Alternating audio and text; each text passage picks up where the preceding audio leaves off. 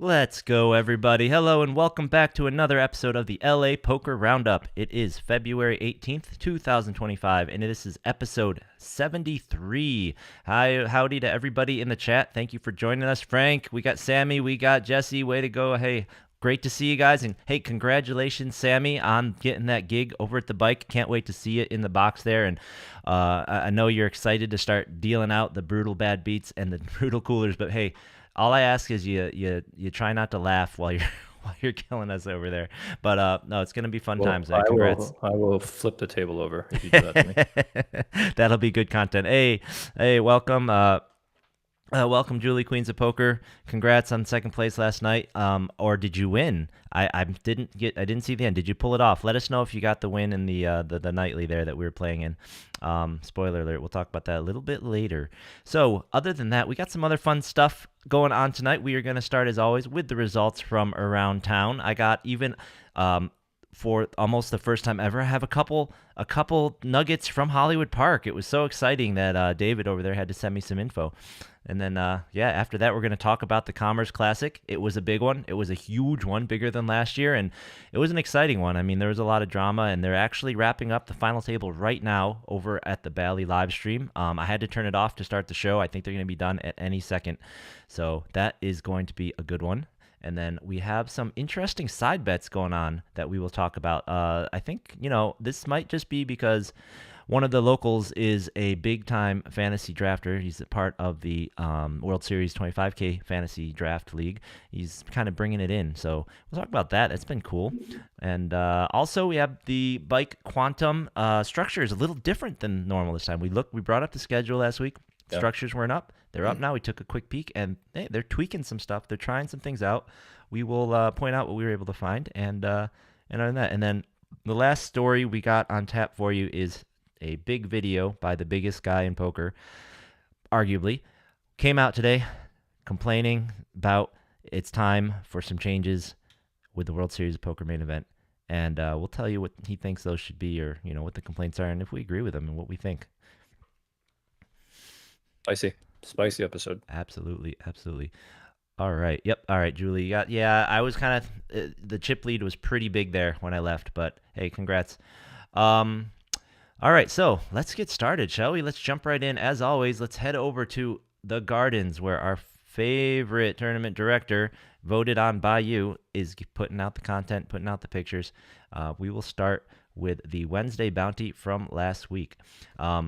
Congratulations. The Wednesday bounty last week had 265 entries. And crazy. That's insane. What a number, right? What a number. And I don't know who your boy CG54's first name is off the top of my head, but we sure recognize him. So congratulations.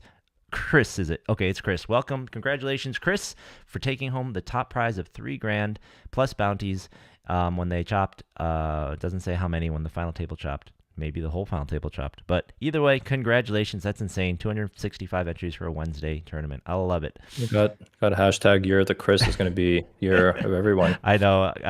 Jeremy, you're going to have to speak with Kevin. He really likes your tag, and he's taking it. He's taking it over.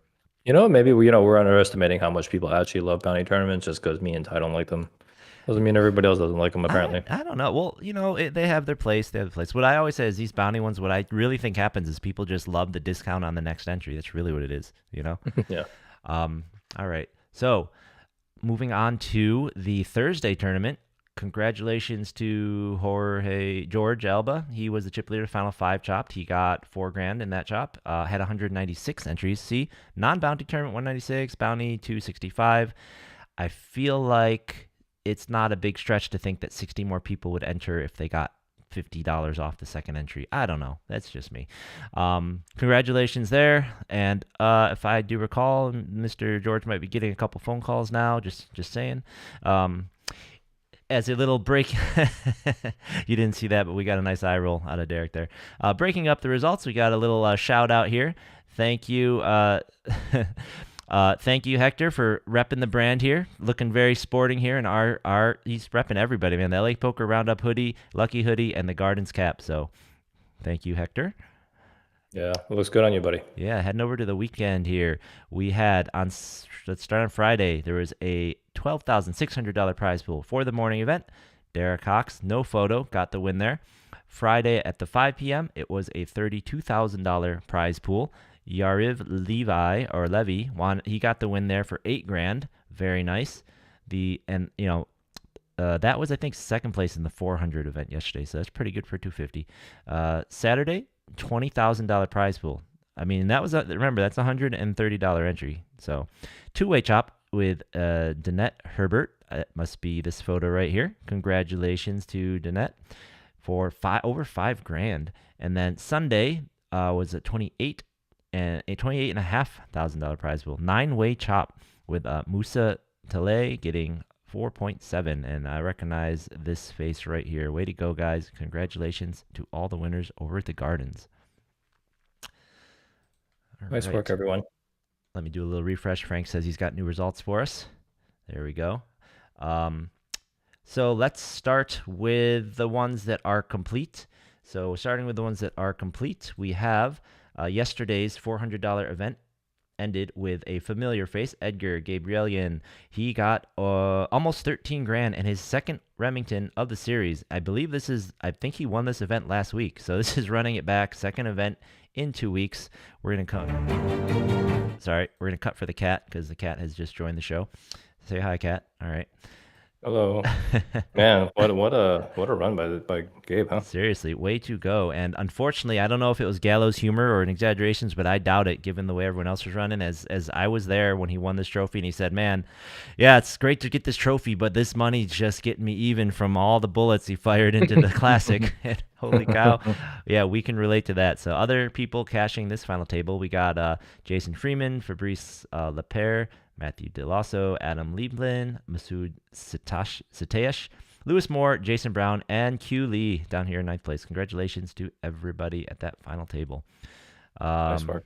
Other results that were completed. So we have today, they were running the tag team event, and the tag team event ended with Team Israel and Jennifer Pantelian defeating Sohel and Frank.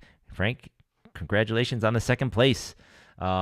They won. They got $5,000 for their first place and the Remington. So congrats. I'm surprised you didn't make it down there, Derek. I mean, it sounded like this was like a 12 or 15 person field to play against. Would have been a good shot to get your Remy, but looks like Israel was not to be stopped. Actually, Cairo was like, hey, you and Ty really need to play this. And I was like, there's no way Ty's being able to get off. No, I can't. See, once again, though, let's put a pin in that. Let's talk about scheduling when we get back around and talk about the series. Because, like, this one and the one we were just talking about, can you think of a more rec-friendly or one where you need more recs and where the scheduling's harder and where you really need it to be the most open schedule day possible than the tag team event? Seriously. Right. People love this. Yeah, this would have killed it on a weekend. Yeah, or I mean, killed it for a tag team. I mean, they literally had, Jeremy was reporting from the field at registration when the tournament began. They had 3 entries, I think. Oh my gosh. Yeah. Anyways, and then of course the big event for the weekend saw you boys from the Roundup all making day 2. We're going to talk a little bit more about our weekend later, and you can see going into day 2, one of the chip leaders, Mr. Mike Nia, in the background of our photo. We all got in there, we cashed, and the final table was playing today on the stream. If you do not want to be spoiled as to the results, look away. I'm going to cut over and show at least some of those results in a second. And here is your final table, though. So congratulations to this final table of Rohan Sanganaria. He was the chip leader going in. Team Clownfish captain. We'll talk about what that is, too, in a second. Andrew Ostapchenko, name everyone should be familiar with. He was in second place. Also on this final table was Alex Farahi. I believe he won our player of the week at least once, if not twice, last year. And then also we had the day 2 chip leader was Giorgio Karavakris, basically going wire to wire to get to that final table. Joe Hindry, Sean Radley, and Christian Malik. Christian Malik, I believe he was at my table. The name sounds familiar, and I think he got second place in the opener, so he's having quite a series if I am remembering correctly. So I'm a fan of the show. Has definitely been in the chat with us before. Good player. Yep. And then 80 Ben Ami and Ronald West also rounding out the final table. So congratulations to all of them for hitting the final table. And now, like I said, if you do not want to be spoiled on the results, look away, because here we go. We have this is as of just before the show starting. So in ninth place, we had Sean going out in ninth for 31 grand. We had Christian in eighth for 41.7. We have Ronald in seventh for 53, basically. 80 got sixth for 64,000. George got fifth for 79,000. Alexander got fourth for 105,000, and Andrew O got third for 142,000. So way to go to all of these guys. And let me switch this real quick to live and see if they wrapped up. Yeah. Andrew O definitely took a pretty bad hand. Some bad beats during that table. Yeah. Well, down to 3 was a pretty massive pot. Gotcha. But definitely, I would recommend people watch this stream. It was very, very good poker. Everyone played super well. You can learn a lot just from watching this. Yeah, and also on the microphones, they got David Uvidov and Peter Cross on the mics. Very experienced and good tournament players, locals that we've had David on the show. They are giving up the secret sauce on the mics. They definitely are. Yeah, so for tune in, listen in, watch some high level play, and they're still finishing up right now. They're finishing up heads up. It's been going for a while, so probably longer than a lot of people would have thought it would go, because there was a commanding chip lead when they started the heads up. So they're really battling it out here. So this has got to be awesome to watch. I'm definitely going to go back and watch it later. Also, shout out to our buddy Fausto, who was in there battling in the streets. He was in for we can kind of pivot here. Fausto is kind of like the headliner for something that was sort of a running theme. I almost want to say it was a running gag, but it's really not funny because, look at this man's face. Does he look like he was having fun at this point? So the joke was Fausto was leading the way, 12 bullets in order to bag up for this thing. 12 bullets. In for 23.50 or something, 23.50. Oh no, he was in for, what was that? That's 12 bullets, 12,000. It's like 14, like almost 15 grand. But he managed to get 11th. He basically practically bubbled the final table, got 23.5 for it, made some profit. Way to go, way to battle it out. A lot of people were not so lucky. So yeah, our running joke in this thing, right, was that all of the regs, it's a lot of notables didn't bag, even though we had 6 flights. Rudy didn't bag. We didn't see. I'm sure Luke didn't play that many flights. I don't think he made it through. Like Michael Yang, I don't think made it through. We had a couple. A lot of the regs here did not make it through, and it was not for lack of trying. There were many people who fired double-digit bullets. And I only played a couple days. I only played 2 days worth, I think. Right, 2 days worth, and I managed to fire 5 bullets. And you played 3 days worth. Right, managed to fire 5 bullets. Yep. And I, overheard in the bathroom people I did not recognize whatsoever.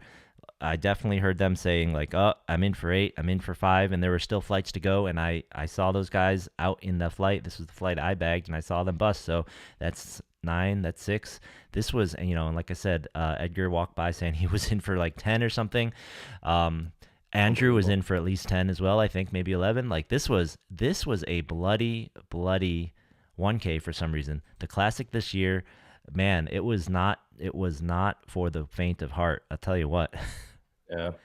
Yeah, it was wild. I guess obviously the 10% makes it much harder to make it. It was a big. So this is what I mean. Like we keep saying this over and over again to the operators, and yes, we know you don't want to eat, guarantees like overlay, but when you stick a really high prize pool out there like this one, 1 million, people are going to come out, and then when it looks like you're going to blow away that prize pool, people are just going to fire, and then Conrad Simpson and other players are going to show up from Vegas and other places to come play it, because they hear about how big the prize pool is getting. Exactly. We had we had the folks coming back. We had Elvis and Christina Gollins in town and other Vegas guys, and if you looked and listened from the final table, there were a lot of different areas represented there: Massachusetts, England, Greece. I'm sure a lot of these guys may be in town anyways, but I'm sure some more people were traveling in here. And this prize pool, this 1 million guarantee, ballooned to almost 2 million. It was just shy of 1.9 million.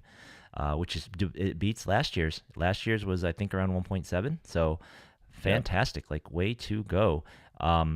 But yeah, it was really really bloody. It could have easily been 1.7 again, I think, if all of the kind of all of the super regs from here had bagged and just kind of maybe one or two or three, right? But I swear, everybody, I can't think of two people that quickly bagged. I can maybe like, yeah, I think I can maybe think of two, and that's it. Right. It's Right. crazy. It's crazy. But as to your point, we did have some other people in, and you know what? It's not only this huge prize pool and all of the bullets, and another thing that maybe helped with the bullets, right, was as I kind of mentioned before, Andrew Ostapchenko is a participant in the World Series of Poker 25K fantasy draft. He's a big fan of that, and he kind of brought some of that energy to this event. He brought a side bet with Fausto, and they each, I think this was on 1B, they each drafted their own team of 5 players, and they put them all head to head in their side bet. Now, I believe that the results were going to be each side. It was based on how much, like whoever cashed for more, right? Whoever finished higher, and they had to cash. This was their team. So Fausto had Team Guppy, Andrew had Team Clownfish, and none of us were playing that day, so we weren't in the room, so we weren't really eligible. They kind of had to go based on people that were in the room. Oh yeah, and look, Jared Greiner, he did not bag either. Elvin didn't bag, Sohal didn't really play, but he didn't bag. So it's all these folks. They just really, it was tough. It was tough out there. So Yeah, that tells you how hard it is when you look at these 6 and 50% basically didn't make it. Yeah. It's yeah. Yep. So this was a fun little thing they did here, and they also had some side bets on who was going to finish higher, just between the two of them, Andrew and Fausto, and it ended up being a sweat right to the end with Fausto finishing in 11th and Andrew going on to make that final table. So it does look as though, let's see, Peter might, it does look as though Andrew's team is going to win that one, especially in total money, since both Alex and Andrew both made the final table. But that's a fun little bet. Now, I did learn one other thing. Take any side bet Fausto offers you. He is not good at prop betting. Not good at all. I was sitting at the table with him a couple times.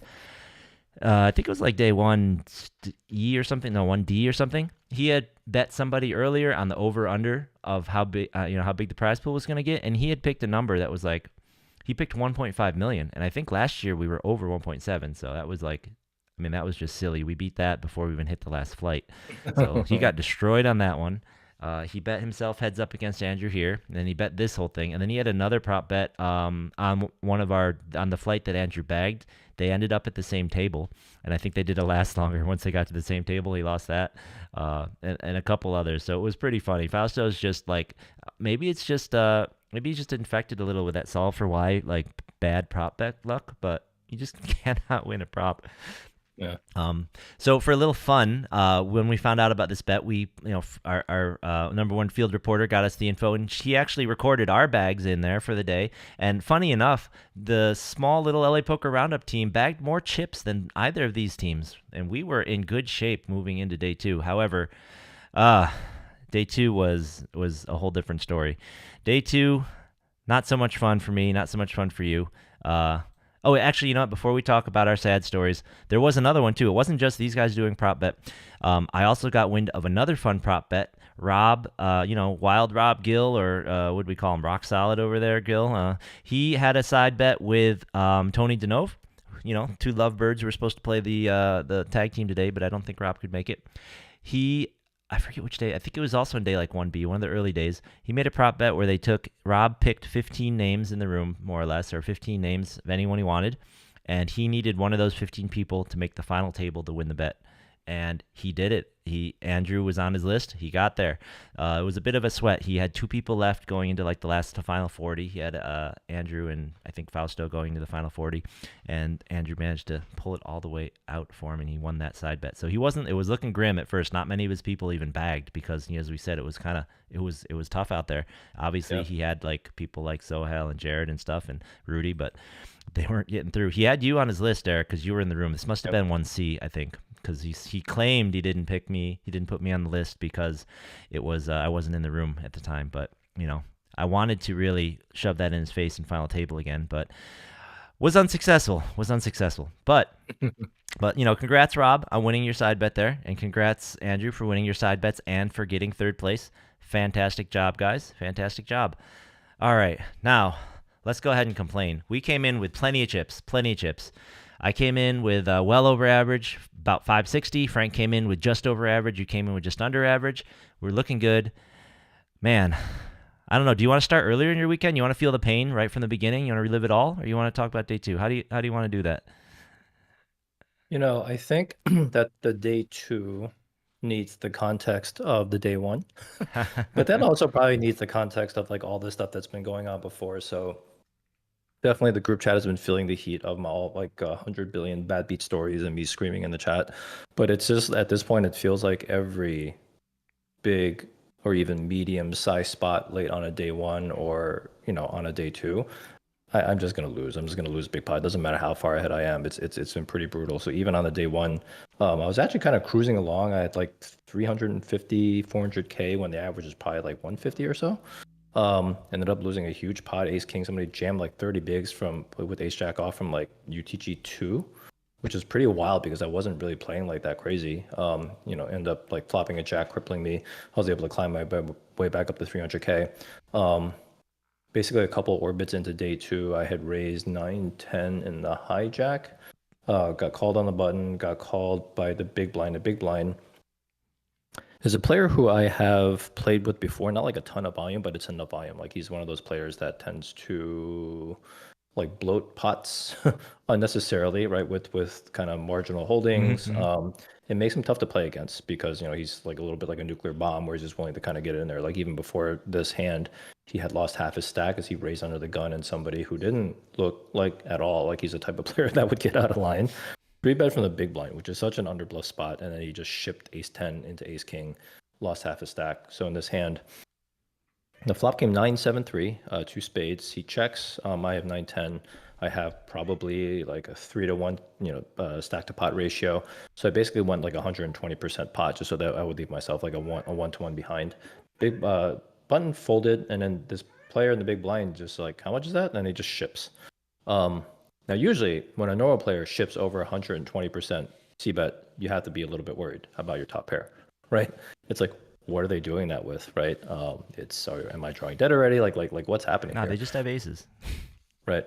Exactly. Right. But then it's this player. I was just like, I pretty much have the snap call here. You can totally be doing this with like a worse 9 or just some sort of weird draw, right? It just, in a spot where he should be just flatting, even something like a king 9 or a queen 9, like, he ends up just jamming.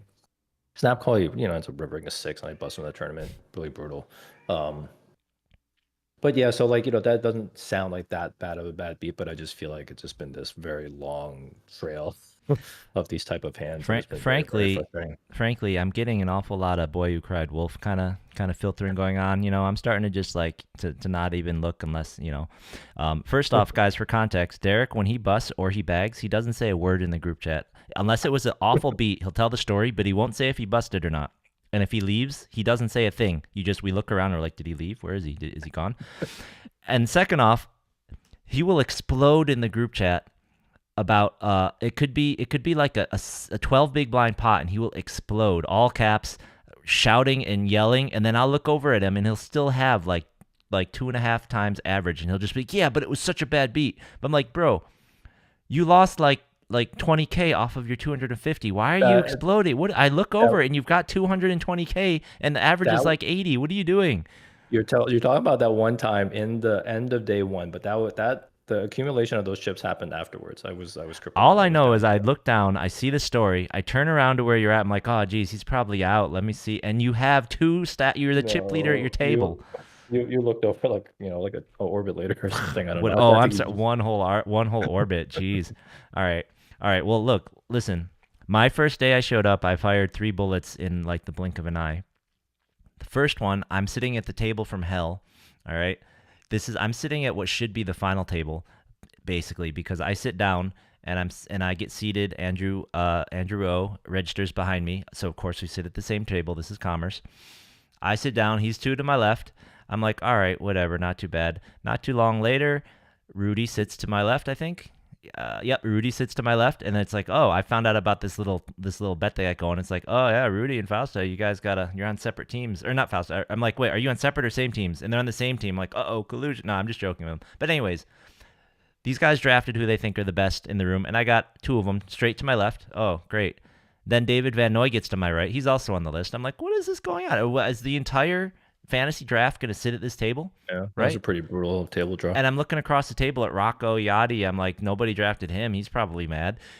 And then, Oh, yeah, that's true. Yeah. yeah, and I'm sitting there grinding my way through the early levels. I got the starting stack's like 40K. We're up to like level 5 is 600 level or something. So I open queens under the gun with I think I'm like 55, 53K, right? So I opened to 1200, right? Min click. Okay. Copes around, big blind, snap jams for he's got like 80K. Just snap jams for my 12K to like 80K, Okay, whatever. I have queens. I call. Ace king. I lose. I'm out. Out of there. Second bullet, go for a bluff. The table's so good. I go from playing almost no hands to like 80% hands. Set up this nice bluff. The river comes and I hate it. I'm like, oh, that probably hit you, but whatever. Of course it hit him 2 pair. I just punt off the second bullet. Okay, whatever. No big deal. Third bullet, I get it. So listen to the way the money goes in is so silly, right? So the third bullet, it's okay. I'm sitting there. I got Larry to my right, Larry Kwong, and having fun talking to people. It's a good table, chilling. Guy opens. Larry 3-bets to 10K. I look down at my hand. Ooh, I got kings, right? I got kings. I got about a starting stack. This is gonna be great. As I'm looking down at my hand, my kings, the guy to my left in the small blind jams all in. So I look over. I'm like, I'm looking at my card. What do you? So I've got like 40K. Larry's been destroying the table. He's got like 130K or something, 150K. I've got like 40. The guy to my left has like 35, and the original opener, he's got like 60 or whatever. So I'm like, okay. So I stare at him. I'm like, okay, I guess I call. So now he goes all in. The other guy folds. Larry's staring at me. He's like, how much do you have if I go all in over top? Okay, so you have. Actually, I think I had almost 60 because that guy had it was enough so the side pot would be a thing because Larry's looking at. I'm like, you're looking to see how much you would get back if you somehow beat me, but not him, right? That's what you're doing. So he's like, all right, whatever, screw it. And he goes all in. I go all in. So I've got kings. Larry's got queens. Guy in the small blind has jacks. Flops a jack. I'm like, okay, I'll get a rebate. I have more than him. It's not the end of the world. River's a queen. What am I gonna do? Gosh. What am I gonna do? It's like, it's such a setup. That's something to play. It's like not only. How do you lose at 2 sets? Why do I lose both spots? Undersets. And it's the equivalent. The guy jams all in early and he's not happy. It's like the equivalent of everyone just turning their hands face up and saying, we're going to go all in with these, and then you lose. So Larry wins, of course, and he gets like 200 and now he's up to like 240 or something. I don't even know if he bagged, but whatever. That was it. So that was it for that day. And then the next day out in the morning and had to play the turbo at night, and the turbo went much better. So, but anyways, those are bad beat stories. I don't want to hear about you losing 20K off your 250K stack. Yeah, it's been a long, painful, arduous journey. Yeah. But things will turn around. Yep. But day 2, right? So day 2 for me was super pain. So day 1, you know what? Remember that other weekend I played with you like 1,000 times. We played here like 6 times. This weekend, for some reason, I was at shooter's table every single day. I don't understand it. Sometimes twice in a day, just like I think you're the problem because I don't have that problem with anyone else. It was insane. Yeah, I don't know. If you play with me, you're gonna play with me all weekend. That's just how it is. Right. So day Just 2, one random person. Yep. So day 2 is at my table. It's also, and then in the 400, we're at the same table in the 400, and then I was at one of his day 1 tables. It was crazy. Anyways, day 2 was junk. I didn't play great, but I didn't play like horrible. I played I think I entered the pot 7 times, and 1 time they folded the blinds, and each 6 other times I never got a winning hand in those times, and I was out. If I just one of those times, if I had a winner or they folded, maybe I would have lasted longer. So it was very, very disappointing for me. How'd it go for you? Yeah, so the day 2 story was exactly that, just the 9-10 into the 9-6, Yep. 6 river, and then I was out. Bam. Yep. So brutal. Actually, yeah. Oh, that was an early hand too, right? Yeah, it Yeah. was probably like 3 orbits in or something. Yeah. Yeah. And you know, it's funny. Like my table, I looked up my table a bit. I'm like, oh, I bet there's a bunch of cash players here that aren't really tournament players. I'm like, okay, that's fine. It'll be kind of a soft table. But then I got to the table, and I feel like I didn't sleep great the night before, and I'm like, I completely didn't think about making adjustments. I just played my normal game, which means, Mhm. you know, I'm gonna stab, I'm gonna make small bets, I'm gonna like make like tournament style bets, right? But like if you make a small bet at a cash player, they're not folding. They got bottom pair. They're gonna call. They have ace queen. They're gonna call, and it's fine. You call once, but then Mm, like you make a big bet sure. later, and it's like they have. It's like they don't care if they end up with 3 chips later. They're still they aren't thinking about getting knocked out. It's just like yeah, whatever, you know. So I just didn't make the adjustments. You know, that part was on me. But it would have helped to have gotten a single winning hand. That would have been nice. You know, I did Right. play for uh probably 2 hours and I didn't get a single winning hand. So it would have been, you know, just one. It would have been nice. I Yeah, think Frank did the best of all of us. I think I lost one hand to the player who I think ended up in the top two. His name is Joe. And then I think I just folded until that hand happened, and then I busted. So yeah, it was Yeah. unceremonious. Yep. Which is really disappointing. This is going to be one of the biggest events of the year, Yeah, honestly, in LA. The Mega Millions get close to 2 million, but it's then after you take out all the day one payouts, it's you know not necessarily bigger than this. So, yeah, yep, pretty disappointing. But you know we'll be all right. We'll get there. We'll travel a little bit. But as we mentioned before, it wasn't just us. We had LA folks coming, or we had Vegas folks coming in. We had people coming from out of town, and unfortunately, the things we've been talking about the last few weeks, doing all the small things, trying to do the small things right, running a tight ship, knowing what to do in situations when things come up. yep, Well, the not addressing that stuff kind of came up to bite them as far as PR goes or as far as just giving out of towners a good experience, right? So Conrad came in and he had himself, well, I mean, I think he would tell you he had a fit. I listened to him talking on the OnlyFans podcast today, and he said he lost his mind. He blew his top worse than he's ever done in a poker room that he can remember in a while. Because just all these little things he noticed, and as like you know former dealer and whatnot, he just notices all these little procedural things, all these little things for security. They're just like being yep, missed, and they just piled up, and he blew up. And you know, I think they're totally legitimate concerns. First off, yeah.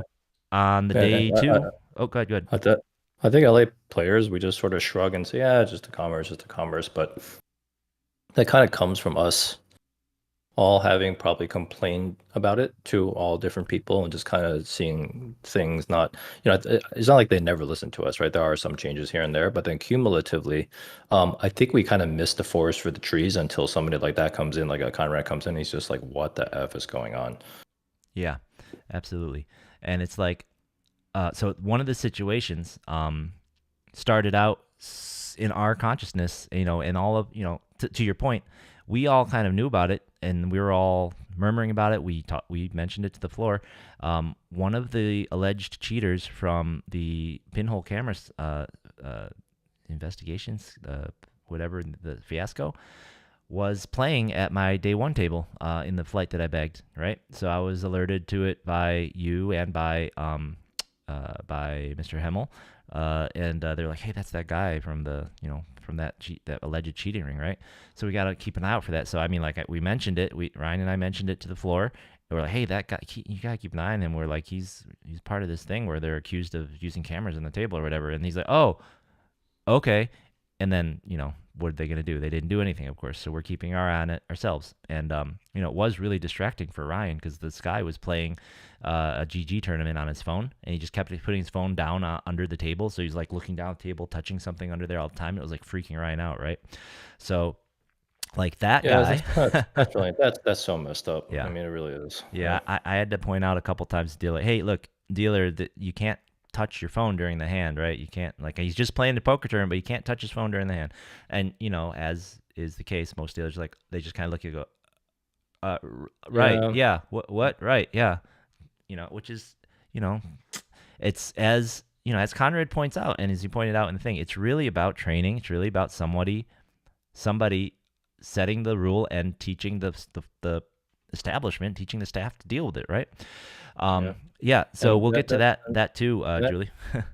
and that type of stuff is like you can't just fire and forget. It's persistent Right. training, observation, correction, right? Mm-hmm. And there's just so many dealers like you know, Yeah, a whole bunch of especially. them, Mm-hmm. yeah, like they're struggling to count chips and stuff like that. Exactly, Like, especially with all the yeah, new dealers. Yeah.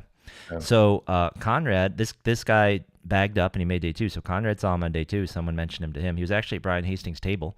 Brian didn't play long that day, but he was. We all told him about it as well. And so Conrad knew that guy was in the room. So he's like, "What the heck is there a ring? Like, what could be going on, right?" So now he's on hyper alert. And then he saw a player. He saw a player who had a iPod case that he didn't recognize, which is probably innocent, but Conrad just on hyper alert, and he asked him to take it off the table, and he got the typical LA response of screw off, man, I'm doing what I do, I play here, and he told the floor, he said, hey, I'm concerned about this. Floor said, oh, okay. Floor went and talked to someone else, talked to another floor, and they seemed to kibitz. And then Conrad said they didn't do anything, right? Which is in keeping. That's what happens, right? The floors don't do anything. And we've talked to Hunsky about this for smaller things that come up. I mentioned when we see something, you and I aren't quiet. When we see something that looks a little off, we mention it to the floor. Like even late last night, when you get to the heads up portion of a tournament, typically the clock goes to a shorter level. Like the time usually comes off. It's usually not like the full amount of time. And that's something that I've seen pretty consistently in most tournaments. If it's like 40-minute levels, when you get to heads up, it might be 30-minute levels or something. So I mentioned, hey, did you guys put that in the schedule? You might want to do that for this thing. It's maybe they're going long, and then other things we say like, hey, you shouldn't you shouldn't break tables like that, right? Even or when we say anything, a lot of times the response is, oh, I don't call the shots. I'm not in charge. Well, I'm not the one who would make that decision, right? And then it goes to, well, who is? Because we know you don't have a tournament director, so who is and where are they? Why aren't they here, right? So Conrad, same thing. He brought these things up. They talked. They said, "Oh, and then nothing happened, and that was the first straw, right? And then the other thing he saw was during the color up for the main tournament, still probably 8 tables left or something. The color up was being done by just one guy, right? Just one guy running around doing the tables, getting the chips, grabbing the chips, coming back for him, and that left the chips unattended, as he's pointing out here, and that drives him nuts. Like, look, everyone's busy; they're not really paying attention. Like, if someone was sneaky or whatever, or if someone wanted to grab some chips for later and leave, like, it wouldn't be impossible. It wouldn't be super hard, right? So, like, and all you need to do, small things, is have another person, get a dealer, get another floor to stand there and watch the chips, right? Like, is that so hard? But that's really bad. But I am gonna say, that I don't think I've ever really seen the Converse do that before. So that just seemed like a one-time thing that Conrad caught. But the overall point, though, is that there are many, many little things that we've all complained about, and yeah, it does feel very headless, right? It's just Yeah. like, some people are like, oh yeah, I don't think anybody ever says like, oh, we disagree with you. They're just like, No. yes, but then just kind of nothing happens. And I almost Exactly. just feel like sometimes they don't understand why we're saying it. They almost can't understand like what it kind of opens up in terms of like cheating and why we need it for player protection. It's like the thing that we keep talking about, which is letting us pick the tables that we want to go to by just showing us like the table cards. The reason why that exists now for people who are listening is that cat for the people that are listening is that what one of the issues, or actually one of the good thing about tournaments versus cash games, is that there's a little bit of protection from collusion because of the randomness of the draw. Like there's random people who are going to sit at the table. People have they're concerned about like these stables of like players who are going to like punt to each other. Well, you just have to have them actually make it to the same table together and then also kind of do all these things. But then by just letting people basically choose which tables that they can sit at, like you basically take some of that randomness away, right? And this is the thing that kind of opens up collusion. You can also just have people, there's a player with 6 fish and then a player with 6 like crushers, right? Everyone should have the same chance of getting the 6 fish, but you also take that away if you basically like let people pick the table. So there's all these like little things that I don't know. I almost just feel like they should kind of know why, right? They should know why we're saying it, and then from that, they should also understand the severity and kind of do something about it. Yeah, no, absolutely, and it's that's why it's so important to have people in charge that actually play or actually keep up with things and are actually, they're not just mechanically going through the steps with a, and it's tough because you have to kind of straddle customer service with rule enforcement, right? You kind of have to be like a little bit, you're doing policing, and at the same time, you still have to keep your customers happy, right? But they have to understand at the end of the day, I just scrolled through a lot of the complaints that people were kind of telling their, supporting what Conrad was saying, like, yeah, commerce does this, commerce does that. I hate this. One guy says that, oh yeah, last time I played there, to your point, they just had all the seat cards face up and told me to pick one, and it's like, you want everybody to be saying things like they do about the Win, like, oh, I love playing at the Win. It's my favorite tournament place to play. The staff respects everyone. The staff makes sure everyone's safe while they're playing, yada, yada, yada, right? You don't want people saying stuff like this about you like all of the comments in this thread, like, yep, that's commerce. Oh, there's not, yeah, they always screw that up. Oh, this is sketchy. This one literally says it's the sketchiest place I played outside of a home game. I mean, what Yeah, these are that's not, very bad. yeah, and it's because of all these little things, right? I mean, this is why Maria Yeah, Ho doesn't come to Commerce to play these things, because she doesn't like the way it's run, right? That's what she told yeah, us. They do stuff like that, and they do all this head scratching stuff. To your point, they don't understand. It's like the thing that really set him off, the last straw, was when they moved the clocks, right? And we have this problem all the time. yeah. Julie, we were having this problem like Um, crazy on that side event, right? They put the tournament clock as far away as possible from us. We had to ask 3 or 4 times to keep moving it closer yeah. and closer. I Why don't you just I put it on got the TV next to us? I've complained random times about it before. I'm like, hey, why would you put A over here and B Mm-hmm. over there? Like we're playing over here and this is the bigger tournament. And they're just like, Uh-huh. oh, well, they'll say, well, we need to do X. And then at that point, I have to make a decision, right? I'm trying to focus on a tournament. I have Exactly. enough trouble like Uh-huh. paying attention and there's a lot of money on the line. Do I want to just like stop what I'm doing and lose my focus and just argue with somebody if I'm, or, and I'm just like kind of giving up, right? So to put the onus on the players to have to constantly like enforce these things that seem like basic is so Right. bad. Yep. So he got really upset when the last thing was the main event with the $310,000 prize, right? First prize had its clock in a very large visible place, and then, as they sometimes do, they decided to shuffle things around, and they put the 1 day 400 clock up there and put their clock on the small one over to the side, where it's really the only people that can see that clock are the front right table and maybe the front left table if you're in the right seat. Everyone else is blocked by that front table, right? So it's like they don't understand that seeing the clock is strategically important for the players. So they're just like, we'll just put the clock anywhere, as long as I can walk over there and stand by it as the floor and look at it and, announce the level 3 minutes to, or, 20 seconds too late, it's gone up. It's fine, right? It's like, no, we need to see all the information on the clock in real time quickly and easily, right? So, Yeah. yep, it's Yeah, super. it's funny too, because I was playing like that 400 event with you. I actually ran on my stack like crazy, and then it was just like bad beat after bad beat, kings Uh, against eights all in pre, and mm, then kings against ace five. Somebody called like a big squeeze, crazy hands. Um, I'm already like mega tilted on my second bullet. I'm short. Then all of a sudden, I hear Cairo on the speaker say, "Hey, just a reminder that there are no phones on the table and on the rail." yep. And then I was like, yeah, of course there's no phone on the table. Then I was like, wait, did he say rail? But at that point, I was so like tilted and exhausted. I was just like, whatever. Oh, at this point, this is like the least like Yeah. thing I'm gonna like worry about at the commerce. So they're just gonna make another kind of weird decision on something I'm not even gonna ask. Just put my phone in my pocket. And then Kyra actually came over to me to talk to me about it because he was just like, are you gonna like tweet about this or something? And I was just like, no, I don't. It doesn't matter. It's just meaningless. I don't understand why. But now I understand why. It's because of what happened with Conrad. Yeah, That's why. exactly. He made this, and when I heard that announcement, I told my table, I said, I wonder if someone was finally able to convince the floor that that guy that we were all worried about was a real Oh potential yeah. threat, right? Like maybe you should Right. just reinforce this rule so that we don't have to worry Right. about it, right? Right. Which is sort of what happened. Like I said, I was watching I watched Conrad talk on the Only Friends podcast earlier, and he was talking about this. And from the sounds of things, is that he made it sound like, I'm not sure if Jonathan or Kim told Cairo to go make the announcement, or if Cairo just decided to do it on his own, or because I know the floor wouldn't have told him to do that, because as we've spoken before, every time we say something like that to the floor, like, hey, shouldn't there be a rule about this or that? Their response is, either it's something they always do, and the response like, yeah, we do that, or it's just like, that's not my decision, right?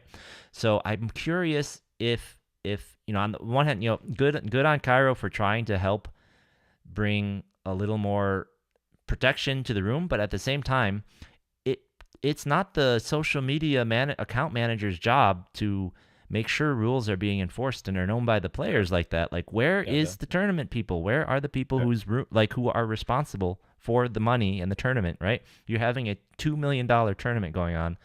Who yeah. is taking responsibility if something goes wrong? You know?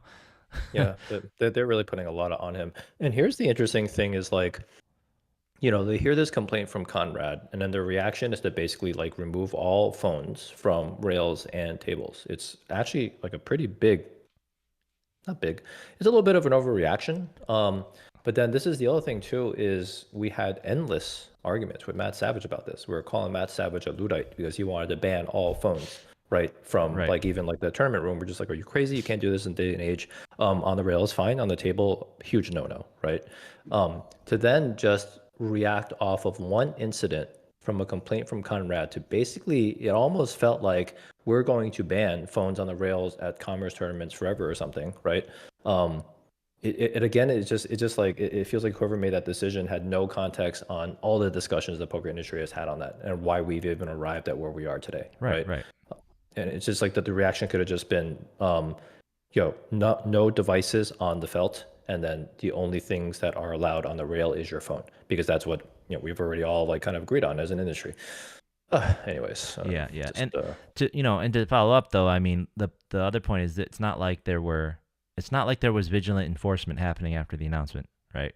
I mean, sure, right. we were all accidentally putting our phone back down and joking about it with each other and leaving it, and I'm sure I didn't see or hear a floor telling someone to put it away a single time. It's like Yeah. it's same thing. It's like, we'll make this announcement and then we'll do what you want to do. I don't know. Yeah. I didn't. I don't. Oh yeah, we did make that announcement. Oh yeah, you're right. You're right. You shouldn't take it. If you remind me, maybe I'll tell you not to put your phone there. But so Yeah, it takes training and drilling, and it takes it does. consistency. So We talked about this a long time ago about tournament directors, about how, they're sort of like in tech, like the product managers of right. the poker industry, right? Hmm. Where sometimes it feels like they're just generalists that do a whole bunch of different little things, and you kind of can't, almost like from a job description perspective, you're like, well, can't like, the floor do this, and why can't, like the whatever do this, security do this, right? And why can't we do this? But this is why it's like the tournament directors, the good ones, right, have their ear to the, like in those arguments that we were having with Matt Savage, Hmm. you would see other tournament directors jumping in. And Kevin actually doesn't comment that much, but then when we run into him in the casino, he's read them and he's talking to us about it, Oh right? yeah. Because he's like paying hyper attention. So all these tournament directors are so in the loop and up to date about all the things that are going on. Um, and that's why their decisions end up like, kind of aligning with what the players are arguing about it and talking about, right? But then you just have somebody whose full-time job is to make sure the dealers are doing what they're supposed to do, floor people are doing what they're supposed to do. Like, I don't know how many times I've heard Kevin correct staff, right, for things like over and over and over again, but that's what it takes, right, Yeah. to basically make sure that you have a consistent experience. Yep. So like we said, and you retweeted Conrad's tweet and said like, hey, this is I'm sorry you had a crappy experience, but hopefully this will kind of shake some people awake. So we'll see. Yeah. And it would be really nice if, I mean, Jeremy Mintz comes to mind as like the poster boy for like, I can't think of someone who's more upset and dislikes playing at Commerce right now more than him, but I just saw Frank show a picture. He's there playing right now. So like, I know there's nothing Yeah. else really to play, but find something else to play. I don't know. We need to, if this is a real problem, we need to vote with our feet. And, we just put a $1.9 million prize pool on that. So clearly, if you're, if you're at Commerce and you're the guys who are supposed to be running things and you're not, you're still going to get your bonus, Yep. Now, Yep. disclaimer, there's no bonus. That's why DJ left. It could have been $3 million prize pool, and that thing, like, kill the guarantee by that much, he gets no bonus. So, and if those guys do get a bonus, that's criminal because they didn't do a damn thing. I will stand in front of anyone and say that they didn't. If anyone did anything, Cairo's little doing some last minute promos with his people, but those guys no. And if DJ didn't get a bonus, they shouldn't get one for it. So that's why I don't think they do. I don't think they would. But anyways, yeah. So here's hoping things change. People listen. We do have some whispers that maybe something is moving. Maybe there's some exciting news. Maybe we'll hear about that and break it. I gotta reach out to my buddy. I heard he applied for the job, or at least he told me he was gonna apply for it. So we'll see if he actually followed through on that. We'll see what happens.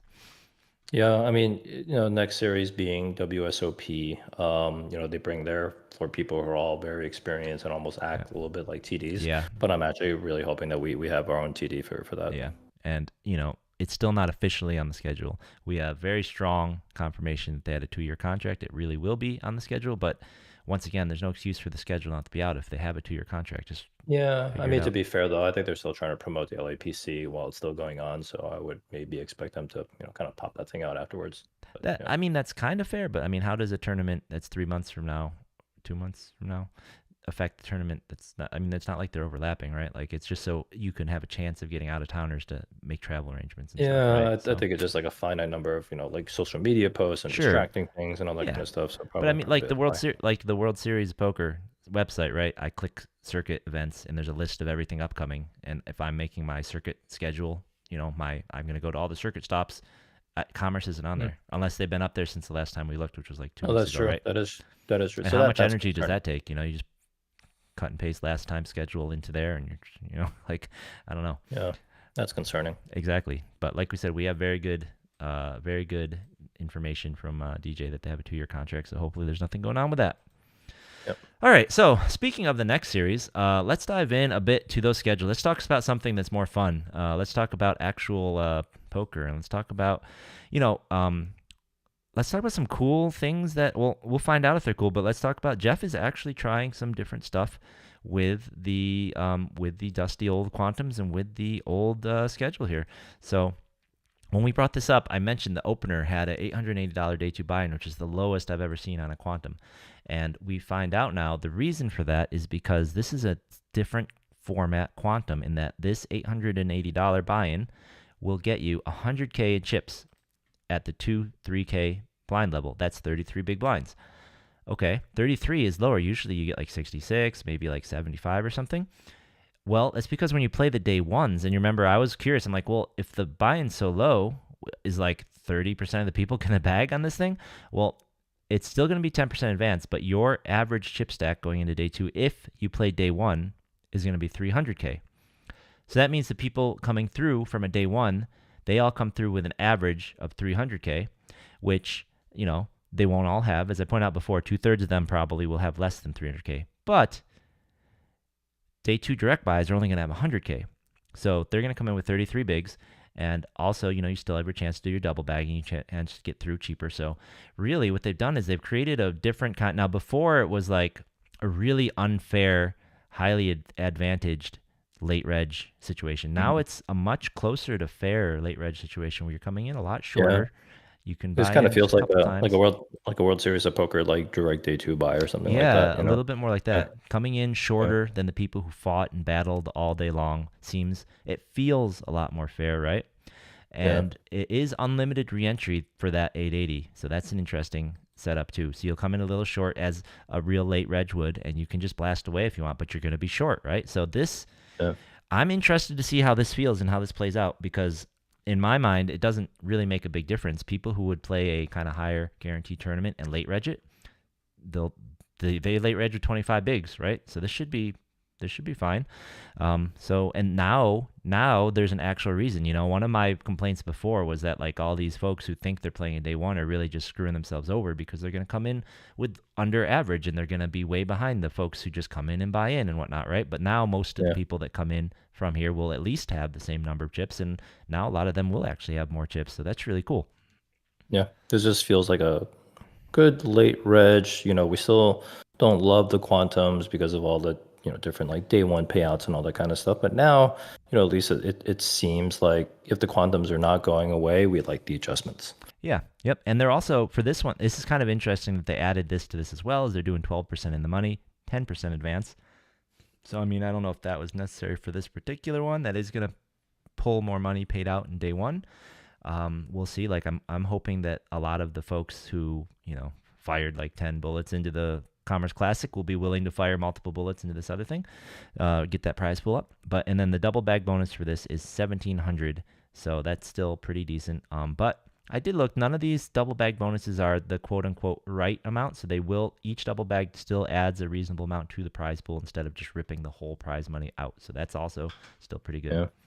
I Um, mean, if that 2% somehow appeases the powers that be at the bike that people are going to take, their min cashes and splash around the baccarat tables. Yeah, right. Fine, just I mean, fine, for us, fine. hopefully, it just makes them fire more day ones. But Yeah, but you know what? Whatever we need to do to support poker these days is fine. Yeah, I definitely think this is an interesting make. It's still needlessly complicated, but at least it's interesting. Another thing I wanted to point out here is that they have a couple 100K deep stacks on the docket. The ones that start later in the day, like this one starts at 1 p.m. They have one that starts at 11, and that's got their old kind of structure where it's 40 minutes and then 30 minutes. This one that starts at 1, it's 30 minutes all the way through. So just to be aware when that comes up. And then some other interesting things about this. So I was looking through the 40-40, right, because we're very interested in that. The 40-40 day ones, the structure for day one is interesting. It is 30 minutes at first 8 levels, and then it looks like reg ends, and now it goes to 25 minutes to finish out the day one. Kind of interesting, whatever. I think this is how it was before, so we'll live. It's just kind of weird. And then day 2 levels are 40 minutes. Okay. We're kind of used to that. They're doing the 12% in the money, 10% advance for this. But then what's interesting is the 50-50 is the opposite. It's 25-minute levels until reg ends, and then it's 30-minute levels, and then it's 50-minute levels day 2. So that's very interesting to me. Yeah, I should ask Jeff about that. I don't remember if there was a reasoning for that. Yeah, because he did seem like he was trying to do faster early, slower late. So it's weird that the 40 was flipped. Yeah, the 40's flipped. So unless it's a typo, it's like he's trying both ways to see what happens. I don't know. Oh wait, maybe we did talk about this, and I was just like, maybe we can do experimentation. I don't remember. I have to go back and look. But yeah, he's trying both ways. According to what's out there, they're trying both ways. So yeah. I find that interesting. I'm okay with it because day 2s are 40 minutes and 50 minutes. So that's when you're in the money. That's when it really, really matters, right? Yeah. We're used to these fast things. It'd be great to do better, but the faster, the more money they pump into the prize pool, whatever, I can deal. And then jumping ahead to the mini mega and the mega seem to have the exact same structures as before. Jumping ahead to the Park West Classic. Where's that guy? Jumping ahead to the Park West Classic. That one is 30 minutes and then 40 minutes and then 40 minutes all the way through day 2. So that is that setup. My thinking, since it's interesting that the 500 has 50-minute levels in day 2 and the Classic has 40, I would have to assume, I didn't take time yet to examine it. I would hope that the Classic has more levels and is skipping less. So that would be my assumption. But that is, those are kind of the quick observations from the schedule here, having a little more time to take a look at it. So, yeah, actually, the schedule looks really good. I think this is very indicative of Jeff really listening to the poker community, reaching out, even to me and you for, feedback on stuff. So really glad to see this. And obviously Larry also leaning in because he's, a poker player himself and definitely talks to us all the time. It's fantastic progress that the bike is making. Yeah, I really hope that this does well. And, they always do have some people in authority sitting up the table, typically Jeff, or they have their backup guys, right? And then Larry around. So they definitely, I will say they run a much tighter ship now than Commerce does, right? Because there's just no, it's just there's no head to that entity, right? So I remember it was like a running joke that all the quantum day 2s, it's not going to start for like 45 minutes. Now it's like on the dot, right? So, yeah. So Jeff really turned the operations around there as well. Yeah, and it's really important. I mean, those are the types of small things that matter a lot. I mean, I was very upset, and I know a lot of people that get really upset that it started so late, because it's like, why am I being punished for getting here on time? Why are we sitting here waiting for, like, what are we doing? Is somebody running? Chaos, the joke was, right, from that bad PR stunt of like missing some guarantee. It's like, what is Mo going to the cash room and giving people entries and making them come in? Like, what's happening? Why are we still sitting here, right? So it's good to get rid of all that. Absolutely. Yeah. Okay. So yeah, we'll keep digging into that schedule as the events come up. That one's coming up soon. We're pretty excited about it. Let's take a minute, and right after the Win In on the Green ends, you may remember last year, the World Series circuits are only about 2 weeks long, maybe 2.5 weeks long. So it's not a lot of time. So that leaves a gap after the Win It on the Green before the circuit starts. And our favorite tournament director and the Gardens is going to fill that gap from April 16th through May 4th. So this is pretty exciting news. We don't have any more details, but this is a longer series than they typically run, right? April 16th to May 4th, is that 3 weeks or 2 weeks? 16, 23. Yeah, that's like 3 weeks, right? So that's a lot longer than Right. we're used to from a Garden series. And April 16th is the final day of the exact last day of the Mega Millions final. So the exact day that ends, this starts, and we go until May 4th. And I'm gonna guess the circuit typically starts on like the 5th or the 4th. Yeah. So very excited. Yeah. I'm guessing we're gonna see a nice kind of low-ish, $400 to $600 buy-in multi-day tournament, and then we're gonna see like an 1100 main event would be my guess. And then who knows what else? There's a whole nother weekend to play with in there. Always exciting to see the Gardens get a little bit more airspace to run stuff. Yeah. Obviously, big fan of Cavan and big fan of the Gardens. But yeah, just it's fantastic for them to have a little bit more room to actually run a legit series. Between their winter series and now, hopefully this becomes a regular thing. That's Yeah. awesome. I mean, and that's honestly, that's like a second thing that is really awesome about the circuit coming down, because the series that the Commerce would run in place of these before were longer. Yep. So there was no space, but now they're running the circuits, which are awesome. And Yep. they have room for the Gardens to take up the rest of the space.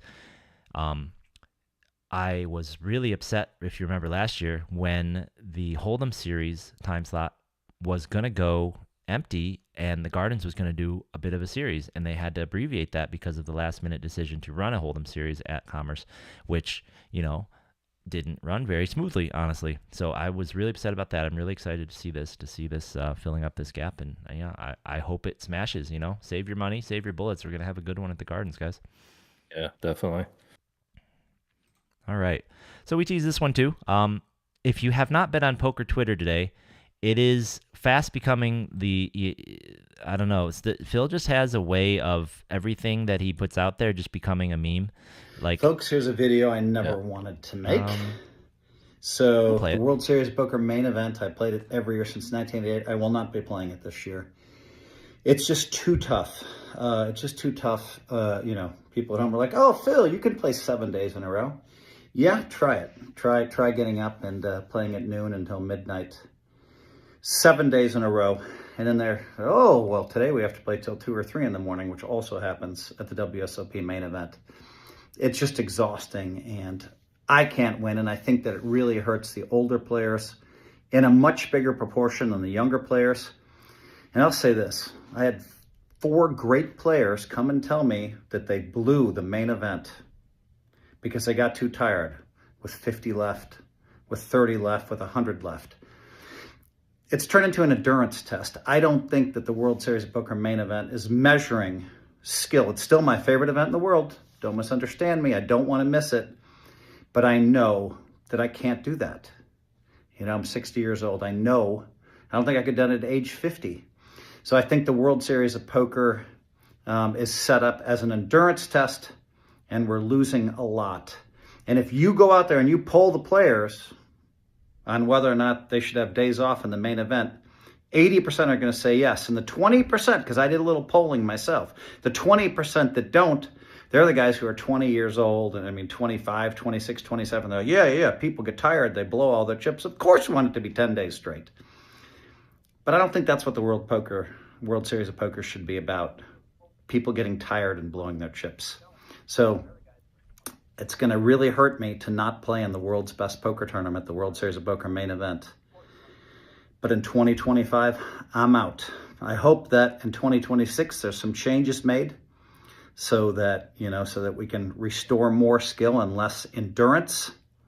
I really hope they make those changes, because I don't know if I can do an entrance this year either.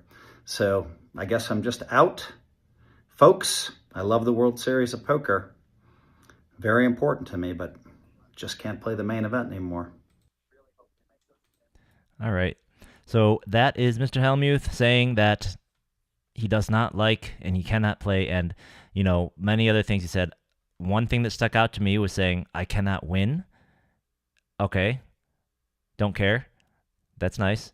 But he does bring up some good points. I do think I disagree with many of his points. I'll be happy to go through and disagree with them, but I do think he does bring up some really good points. And in the thread here, there are a lot of people who do sort of agree to a point, right? To an extent, so to speak, right?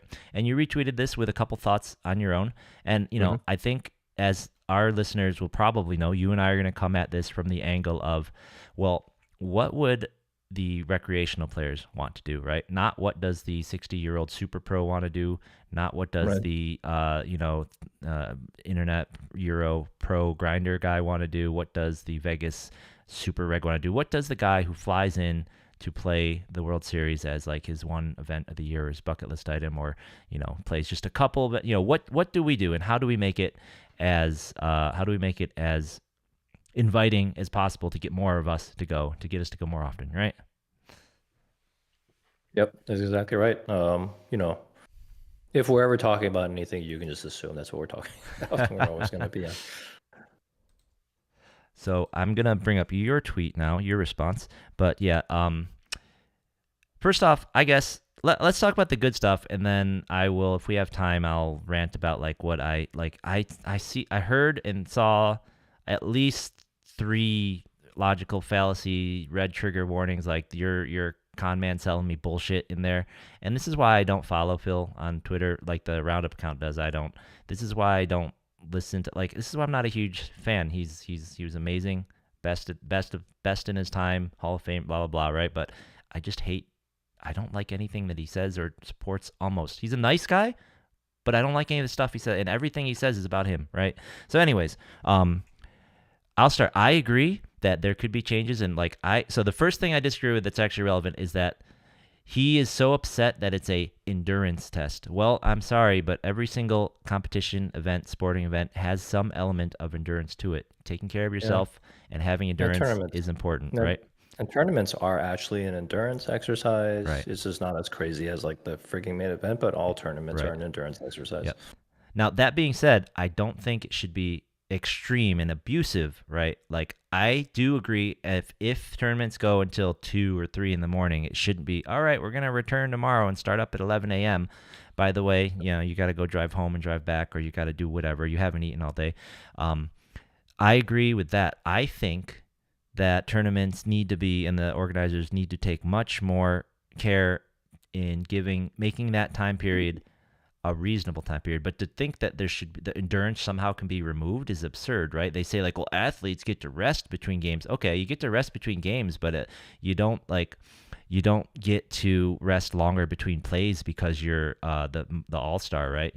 As someone pointed out on Twitter, it's like, just because LeBron's over 40 now, he doesn't get to rest 2 minutes between plays while they pause the clock so he can rest and then come out, right? Sorry, guys, I'm sorry. He's probably not getting tired, but it's like, sorry, guys, I'm getting a bit tired. We have to pause the whole game so I can rest because it's not supposed to be an endurance match. So it's a test of skill. I need to be on my peak, It's like, no.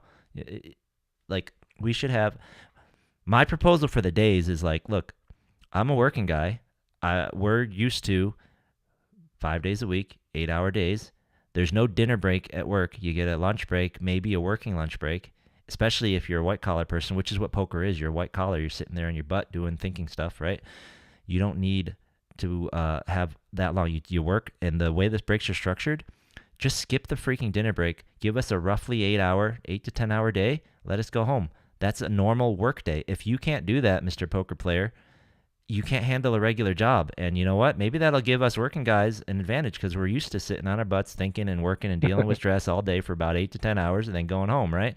So that is where it should draw the line. These 13, 14, 15-hour days, that's absurd. Terrible. Yeah. That's not how you shouldn't be. And then you shouldn't have to go sleep for 4 hours, try and get back, figure that out. Yeah.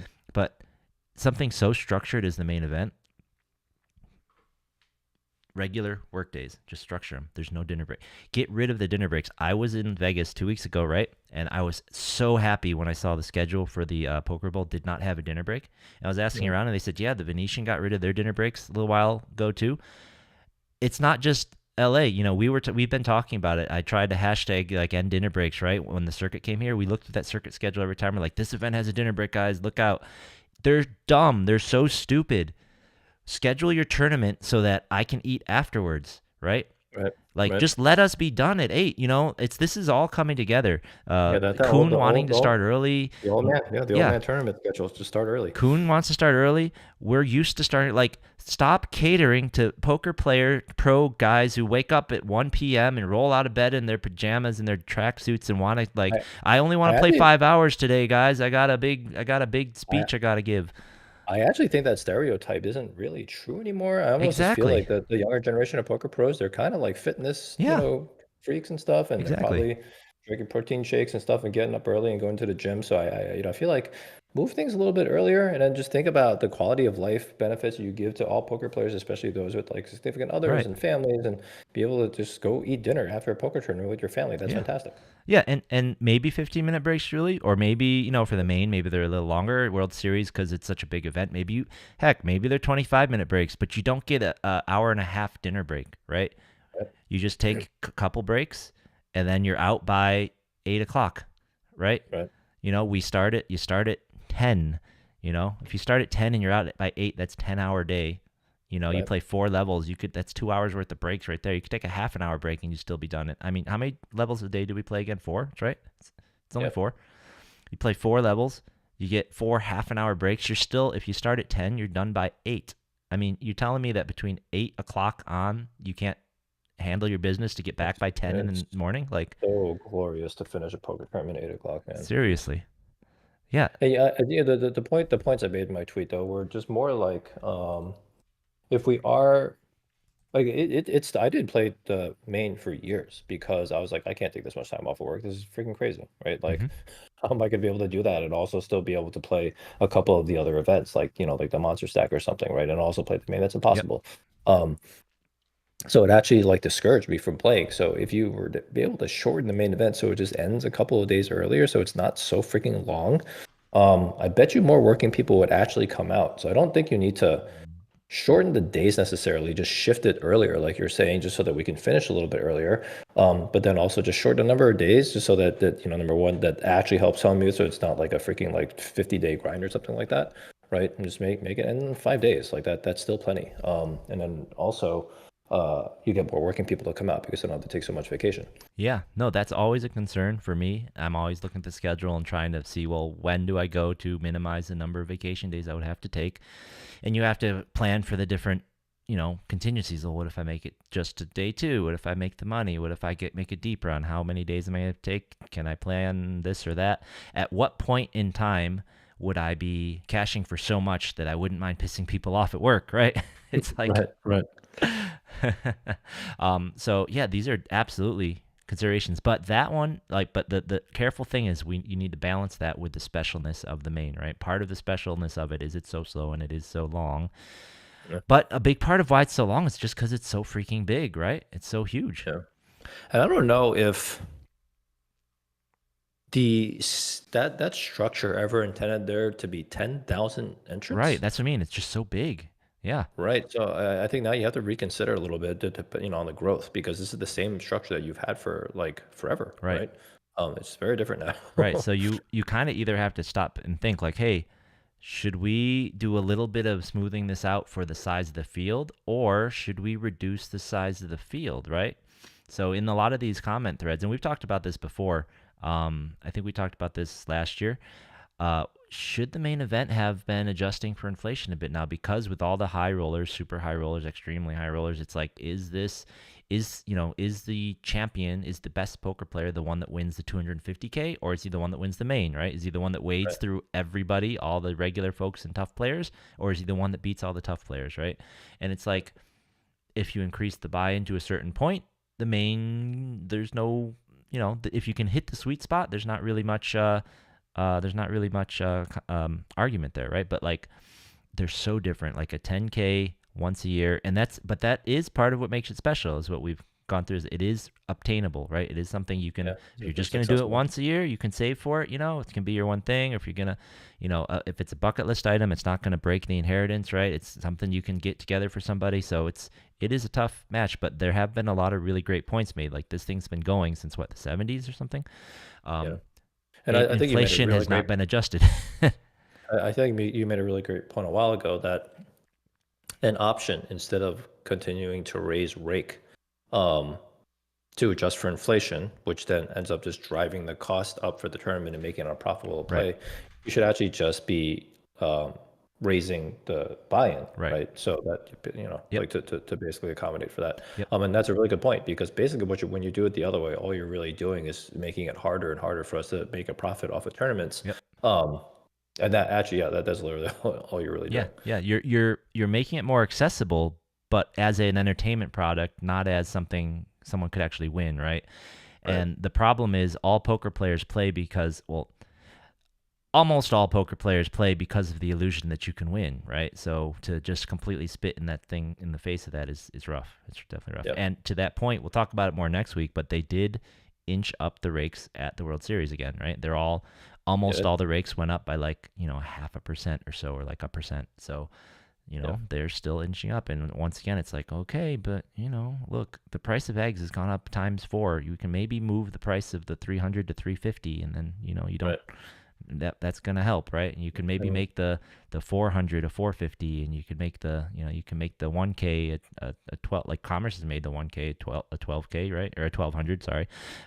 You can do little things like that, and it's probably gonna be fine, and that way someone can still win money.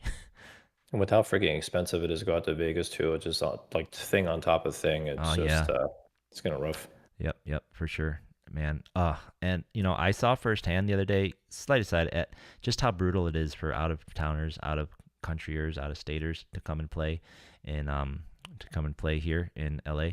When I was cashing out of so last night played every event yesterday, and in the nightly 250, it was happy hour time. Me and Buddy, shout out to John if you're watching. He busted from the main also and came over and played our table.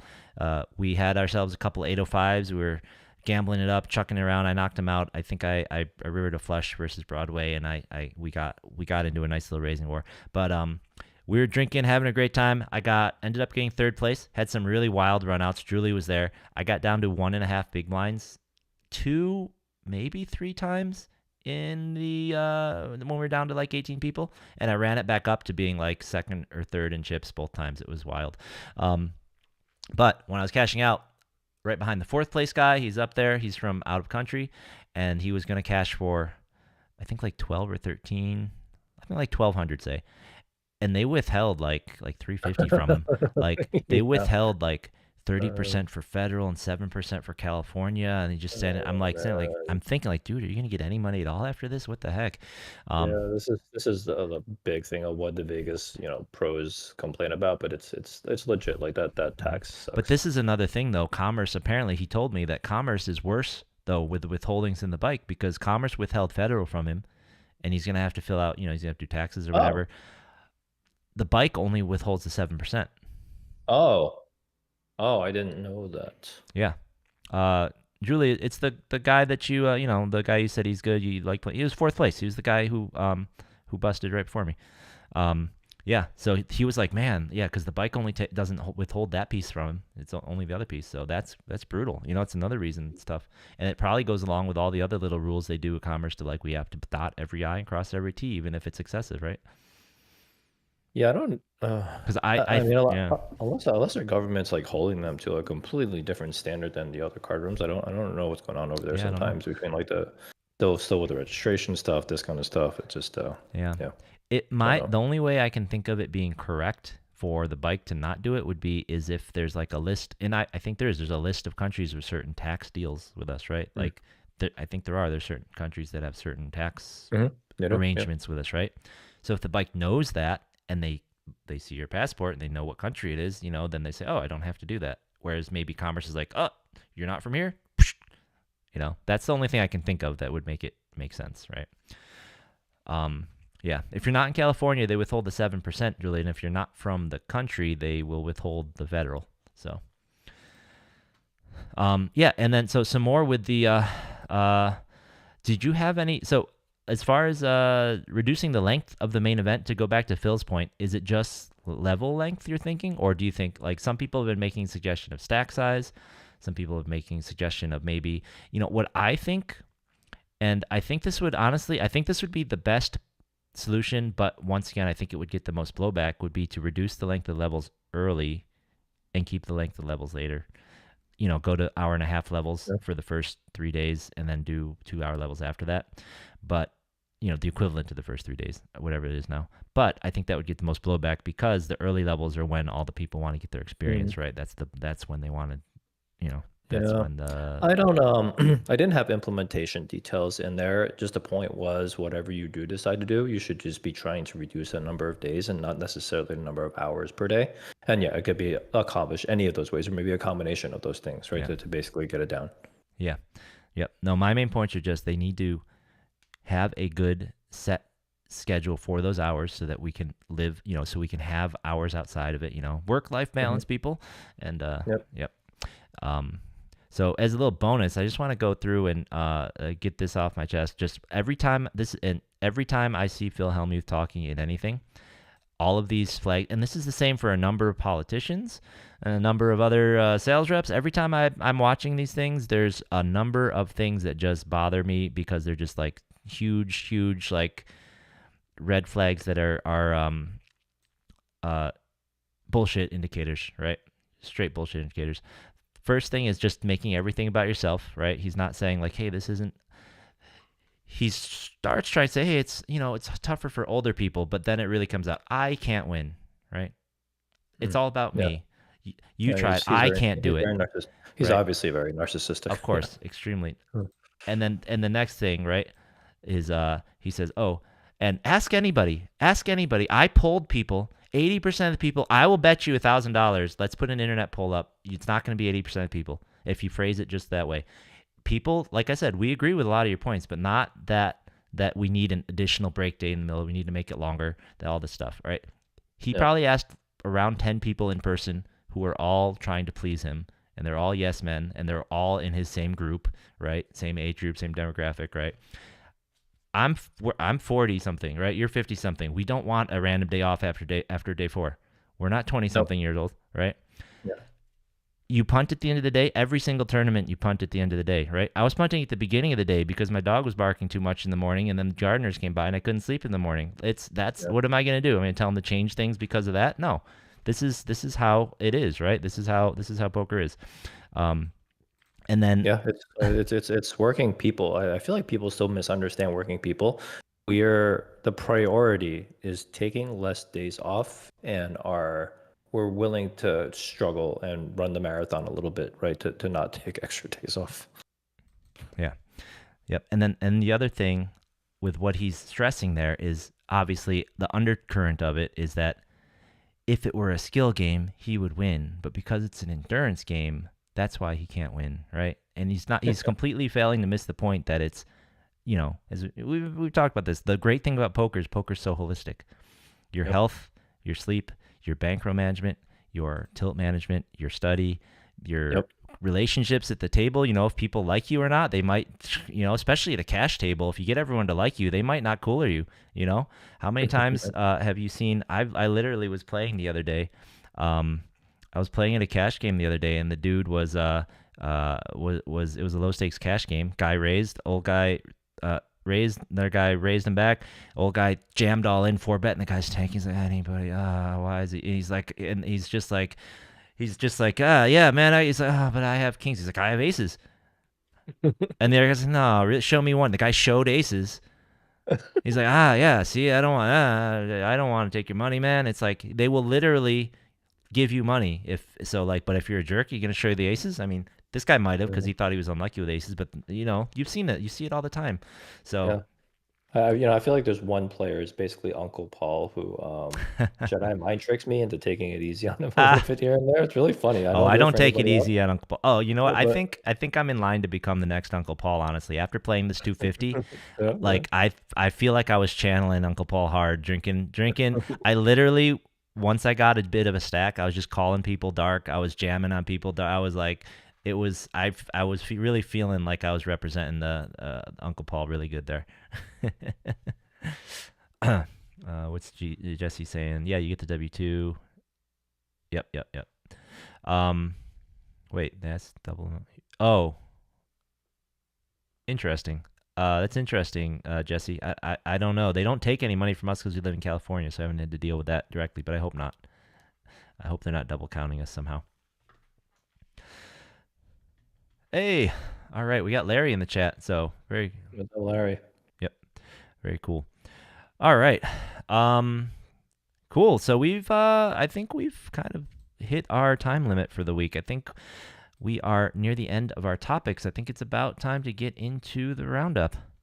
Let's do it.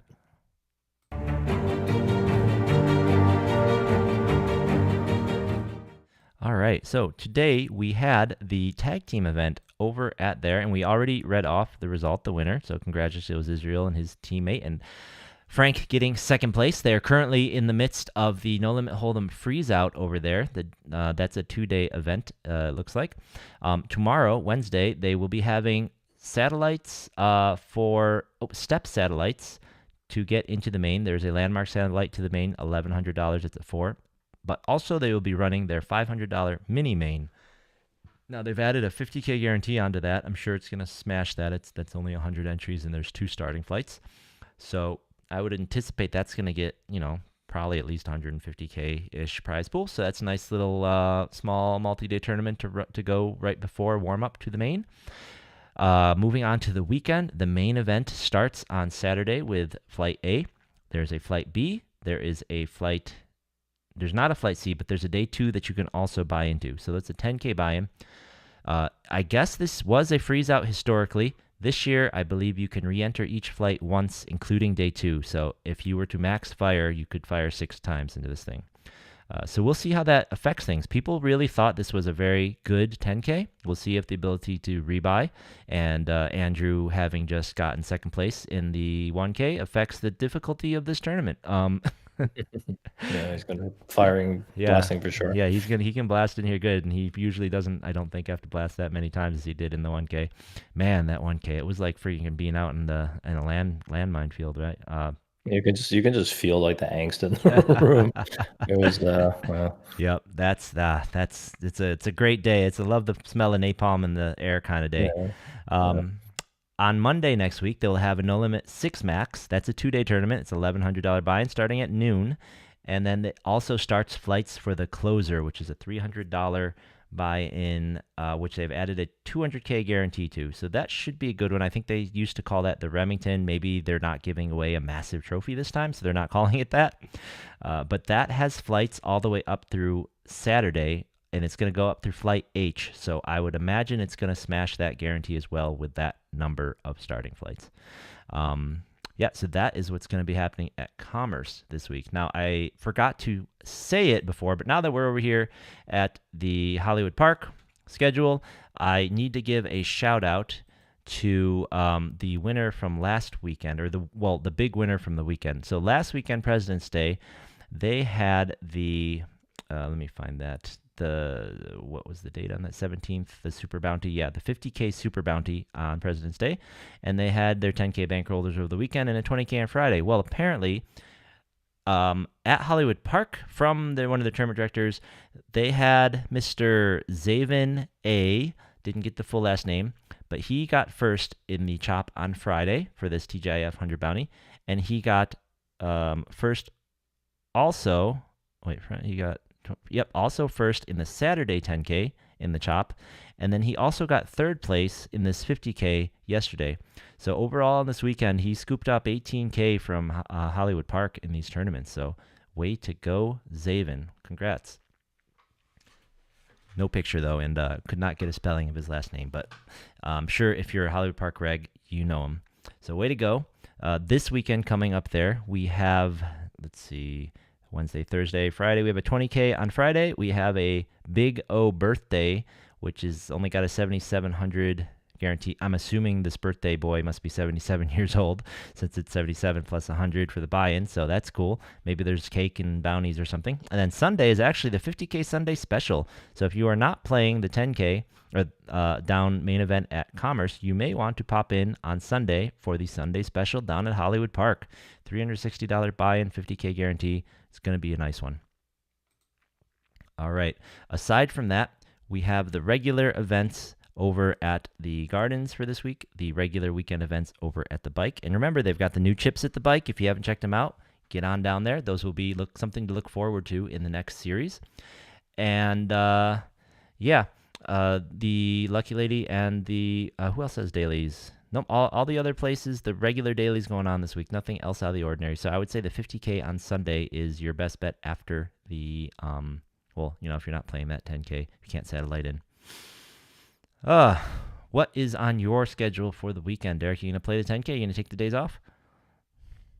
I wasn't planning to play the 10K, but maybe I'll just fire like 1 or 2 bullets at the satellite on Friday.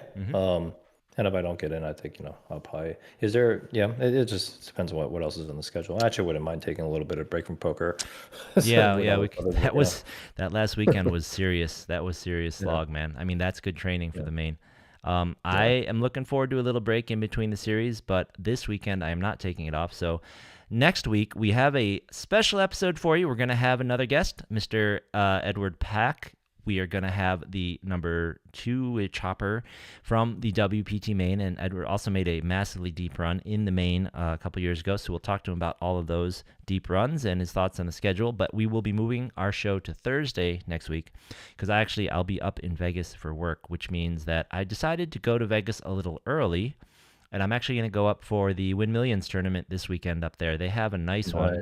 It is a 500K guarantee, $600 buy-in, which is, as you may know, my sweet spot. That is my best score. So I like that structure. I'm going to head on up there this weekend, and I'll be playing in that. Nice. Yeah, it's always good to escape to the Win. Fantastic place to play. Yep. Played the Venetian. Going to go play at the Win. And, hopefully I bag up early. I can just relax, splash around in some cash games, get some rest, that kind of thing. So, yep, so I will not be seeing anybody I'll be there all weekend for work, so I won't be seeing anybody down here, but if you're heading up to Vegas to play in anything, let me know. Make sure you find me. I'll be wearing probably this hat, and it'd be pretty easy to find me. Oh, Spencer will be there. All right, Larry, I'll look for you. The bike has a double. Yep. So the 22nd and the 23rd. Oh, that is this weekend, isn't it? So this weekend, I'm sorry. Yep, I forgot that it started already. The bikes weekend tournaments this weekend have their guarantees doubled. So that's double the reason to go there. So they have 40K guarantees on Saturday and Sunday. So if you're looking for 1 days, I recommend the bike on Saturday, and then I recommend Hollywood Park on Sunday morning at 10 a.m. And when you bust, go to the bike because they start at noon, I believe, or maybe 1. So you'll have time to fire into all of them. So there you go, Derek. If you don't get through on the satellite and you're restless, you got 40K guarantees and 50K guarantees. Nice. All right, but I will be up at the Win with Larry, so we will be taking it down up there. We'll battle over the picture. Larry, I won't shop with anyone in that tournament unless it's you and me heads up. Then I will consider a shop. All right, guys. You 2 guys get there. Yep.